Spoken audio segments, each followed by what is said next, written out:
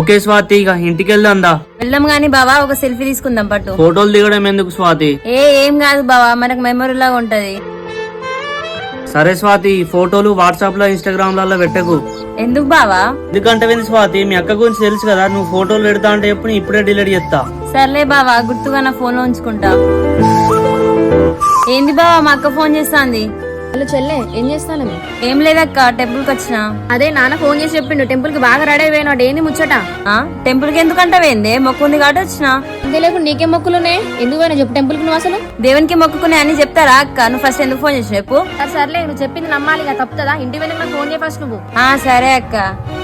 చూసినావా బావా, మా అక్కకి ఎంత డౌట్. ఇంకా సినిమాలు షికార్లు అంటాను కదా, మీ అక్క ఆవలు ఇస్తే పేగు లెక్క పెడుతుంది. అవునా బావా, నువ్వు మా అక్క తెలివి చూసినావు, నా తెలివి చూడలే ఇంకా. ఇక మీ అక్క చెల్లెలతో నాకెందుకు కానీ నేను పోతా, నన్ను పోనీ ఇక.